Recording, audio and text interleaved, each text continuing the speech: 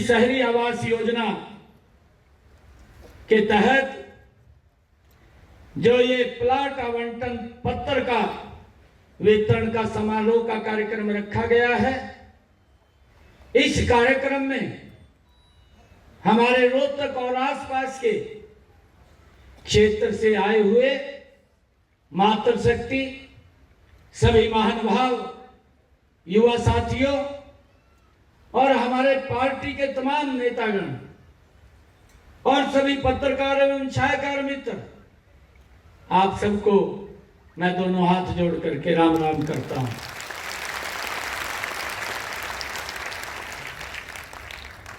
आज मेरे लिए बड़ी खुशी की बात है और मेरे लिए बड़ा खुशी का दिन भी है। आज जिस योजना की शुरुआत हम कर रहे हैं वो केवल एक सरकारी योजना या काम नहीं है, बल्कि जो हमारी सरकार का ध्येय है, जो आदरणीय नरेंद्र मोदी जी का ध्येय है और हमारी इस डबल इंजन सरकार का ध्येय है कि गरीब के चेहरे पर मुस्कान लाने वाला, उसका सपना पूरा करने वाली एक पहल है। साथियों, हर व्यक्ति का सपना होता है कि उसका एक घर हो, छोटा ही सही पर अपना हो। ये हर व्यक्ति का सपना होता है। मुझे खुशी है कि आज मेरे उन भाइयों बहनों का वो सपना पूरा हो रहा है। ये मेरे लिए बड़े गर्व की बात है, बड़ी खुशी की बात है। और मुझे यह देखते हुए भी इस समय आपके बीच में आकर लग रहा है मानो मेरा अपना सपना भी पूरा हो रहा है। क्योंकि आज मैं ऐसी भूमि के ऊपर हूं, ये रोहतक की ऐतिहासिक भूमि है और इस भूमि के ऊपर मेरा बचपन भी बीता है। परंतु मैं आपको बताना चाहता हूं कि यहां के सरकार के एक मुखिया थे और वो मुखिया बोलते थे, ये कहते थे, जनसभाओं में कहते थे कि अब हमें वोट दें, हम 24 घंटे बिजली देंगे। इस बात का दुष्प्रचार करते थे, वोट ले जाते थे और वोट लेकर के लोगों के हालात के ऊपर छोड़ देते थे। 4 घंटे भी बिजली नहीं मिलती थी और लोग त्राही त्राही करते रहते थे। फिर उनका एक सहयोगी दल भी था, एक सहयोगी दल था, वो इस प्रकार की बयानबाजी करता रहता था, मुझे कहते हुए ये कोई गुरेज नहीं है। यहाँ के जो मुखिया थे कांग्रेस के, लगातार 10 वर्ष तक मुख्यमंत्री रहे भूपेंद्र सिंह हुड्डा, लोगों को बरगला करके उनका वोट बटोरने का काम करते रहे। और जो 100 गज के प्लाट थे वो भी समस्या इन्हीं की पैदा की हुई है। परंतु हमने निर्णय किया कि गरीब के जीवन को सरल करने का काम ये मेरी सरकार करेगी और हमने उनको कागज भी दिए और उनको कब्जा भी देने का काम ये हमारी सरकार ने किया है। और भाइयों, ये बोलता रहता था कि हम 24 घंटे बिजली देंगे, परंतु 24 घंटे बिजली नहीं दी। दूसरा INLD का यहाँ विपक्षी दल एक मजबूत होता था हरियाणा के अंदर, वो ये बात बोलता रहता था जब वो विपक्ष में होता था, कहा भाई आप बिजली का बिल मत भरना, मेरी सरकार आएगी, कहा मैं मीटरों को फाड़ करके जोड़ में फेंक दूंगा। अरे भाई, ये क्या सिस्टम बना रहे हैं आप? लोगों के ऊपर उनको बरगड़ा करके, उनको इस प्रकार की बातें बोल करके उनके ऊपर बिजली का भारी भार चढ़ा देते थे। फिर उनको वो बिजली का बिल देना पड़ता था, कहीं से भी ला करके वो देते थे, परंतु सिस्टम को ठीक नहीं किया। आज हमारी सरकार ने उस सिस्टम को ठीक किया है, व्यक्ति के बिल को भी 0 किया है और उसके घर के ऊपर सोलर पैनल लगा करके उसका इनकम का भी साधन खड़ा करने का काम ये हमारी सरकार ने किया।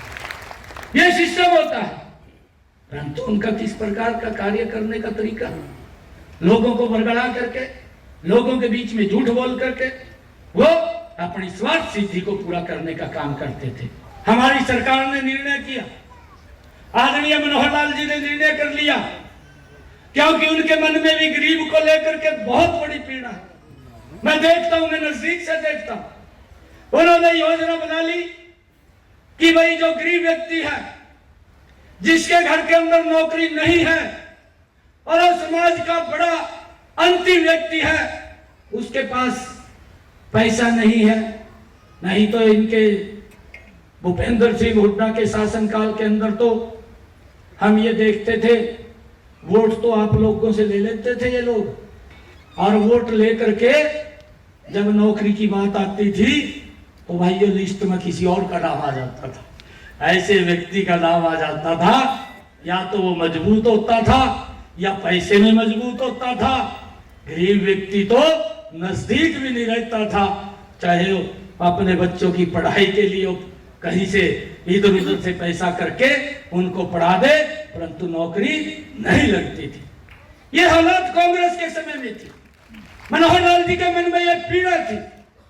मनोहर लाल जी ने निर्णय कर लिया कि हम ऐसे परिवारों को चिन्हित करके कि जिनके घर में एक भी नौकरी नहीं लगी और वो गरीब परिवार है, उस परिवार को हम 5 अंक ग्रेस मार्क के दे करके उस घर में नौकरी देने का काम करेंगे।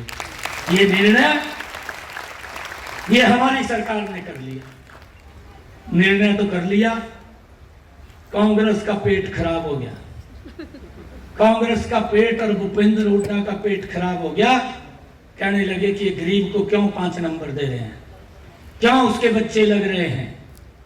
कांग्रेस की एक भर्ती रोको गैंग है, वो भर्ती रोको गैंग वो कोर्ट में जाकर के खड़ी हो गई और कोर्ट में जाकर के हमने उस का मजबूती से सामना किया।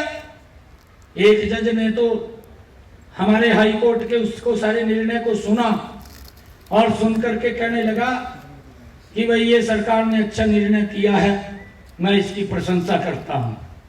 हम उस योजना के माध्यम से गरीब लोगों को लाभ दे रहे थे, परंतु वो भी पीछे नहीं हटे। कांग्रेस का जो भर्ती रोको गैंग है वो भी लगा रहा, वो डबल बेंच में चला गया। डबल बेंच ने निर्णय दे दिया कि सरकार ये 5 नंबर गरीब व्यक्ति को नहीं दे सकती। ये भैया गरीब व्यक्ति की लड़ाई लड़ रहे और ये करे गरीब व्यक्ति को नहीं मिलना चाहिए, तो वो 5 नंबर कोर्ट ने काट दिए, वो डिसमिस कर दी। डिसमिस कर दी तो हम सुप्रीम कोर्ट चले गए। हमने निर्णय किया कि हमारी सरकार भाइयों गरीब व्यक्ति के साथ खड़ी है, उसको कहीं पर भी किसी प्रकार का जुम्मस नहीं आने देगी और हम सुप्रीम कोर्ट में चलेंगे उस 5 नंबर को लेकर। परंतु वो कांग्रेस का भर्ती रोको गैंग वो भी सुप्रीम कोर्ट चला गया और सुप्रीम कोर्ट जाकर के वहां भी निर्णय सरकार के खिलाफ दे दिया। परंतु आज मैं आप सब लोगों के बीच में एक बात को मैं बड़े विश्वास के साथ आप लोगों के बीच में कह रहा हूं। ये कांग्रेस के लोग, ये कांग्रेस के भर्ती रोको गैंग के लोग, मैं आज स्पष्ट कह रहा हूं, उन लोगों को एक बात कहना चाहता हूं।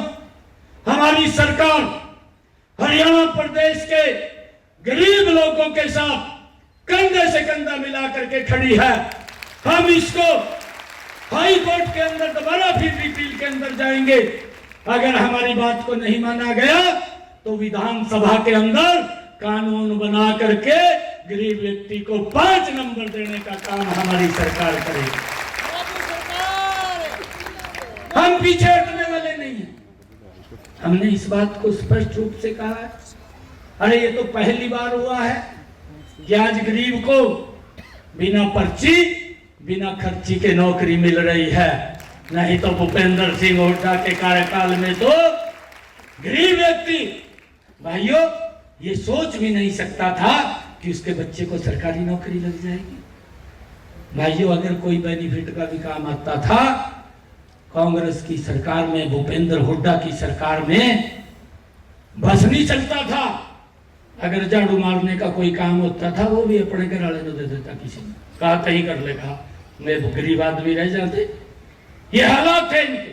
कृष्ण मूर्ति हुड्डा बैठा है, इसको मालूम है जब ये पीड़ा निकालता है, ये पूरी पीड़ा निकालता है कि इस प्रकार का शासन तंत्र हमने कहीं देखा नहीं है।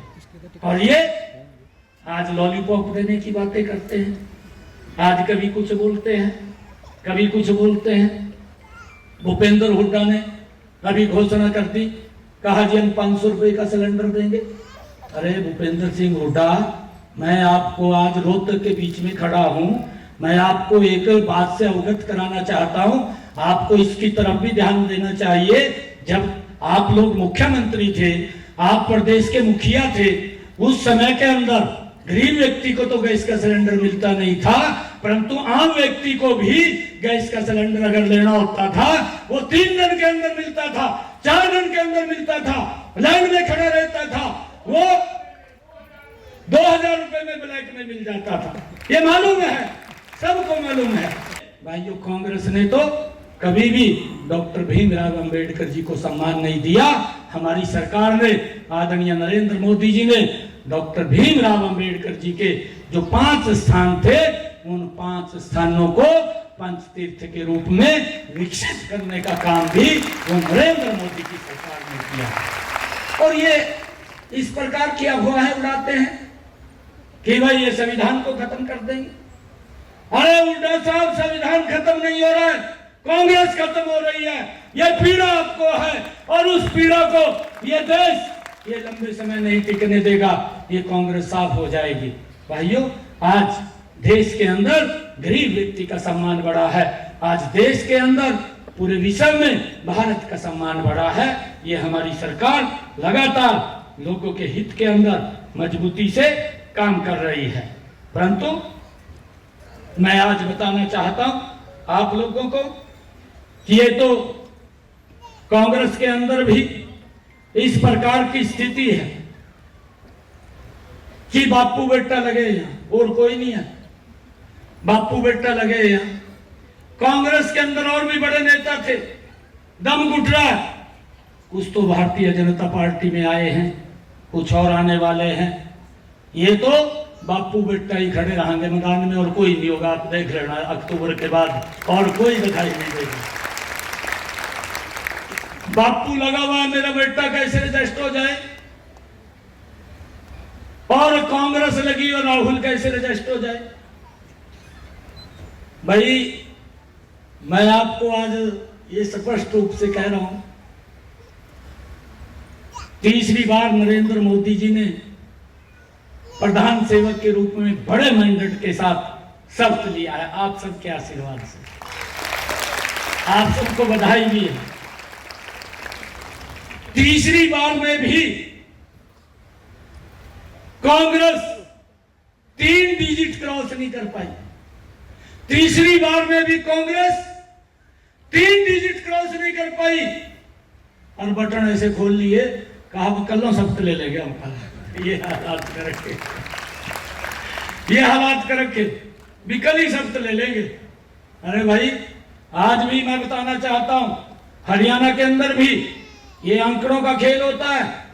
आज भी हरियाणा के अंदर हमारा वोट परसेंटेज वो कांग्रेस से ज्यादा है, हमारा वोट कांग्रेस से ज्यादा है। आंकड़ों का खेल हो जाता है, कई बार वोट परसेंट भी ज्यादा होता है और जब आमने सामने की कोई टक्कर हो जाती है उसके अंदर इनकी सीटें कुछ निकल आई।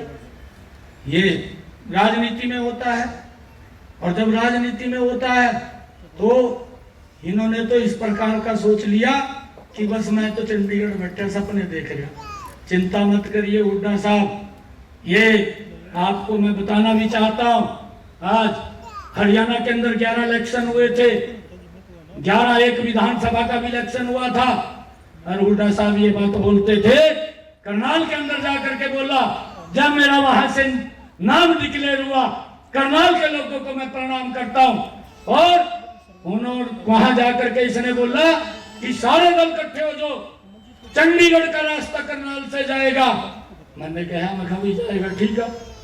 अरे भाइयों, वहां के लोगों ने ऐसा जवाब दिया, सुपड़ा साफ करके घेर दिया हुड्डा का, और ये संकेत दिया करनाल के लोगों ने कि चंडीगढ़ में अगर कोई रास्ता जाएगा तो वो कमल के फूल का जाएगा, वो भारतीय जनता पार्टी का जाएगा, वो नरेंद्र मोदी जी के नेतृत्व का जाएगा। भाइयों, ये संकेत दिया है। परंतु आज मैं रोहतक की भूमि से बोल रहा हूं, मैं भूपेंद्र सिंह हुड्डा को ये चैलेंज करके कह रहा हूं कि आप हरियाणा प्रदेश के युवाओं को एक श्वेत पत्र जारी करके बताए कि हमारी 10 साल के अंदर भूपेंद्र सिंह हुड्डा हरियाणा के मुख्यमंत्री रहे, कितने युवाओं को रोजगार दिया। आज वो रोजगार की बात करता है, आज लोगों को बरगलाता है कि मैं 1 लाख दूंगा, कभी बोलता है मैं 2 लाख दूंगा। मैं आज उसको ये बात कह रहा हूं, आज बड़े इस मेरे परिवारजन के लोग बैठे हैं, गरीब परिवार के हैं, मैं भी गरीब परिवार का हूं। भूपेंद्र हुड्डा तो मजबूत व्यक्ति है, परंतु एक गरीब परिवार का बालक आज उसको ये चैलेंज करता है कि एक श्वेत पत्र जारी करके बताए कि आपने 10 वर्षों के अंदर हरियाणा प्रदेश के कितने युवाओं को रोजगार दिया है। ये गरीब परिवार का बच्चा ये भी अपने 9.5 वर्षों के कार्यकाल का एक हिसाब देने के लिए तैयार है कि हमारी सरकार ने कितने युवाओं को रोजगार दिया है, बिना पर्ची बिना खर्ची के दिया है। और भाइयों, आज गरीब का बच्चा भी हमारी हरियाणा सरकार के अंदर बिना पर्ची बिना खर्ची के SCS अधिकारी लगा है। आज हरियाणा सरकार के अंदर गरीब का बच्चा बिना पर्ची बिना खर्ची के भाइयों तहसीलदार लगा है।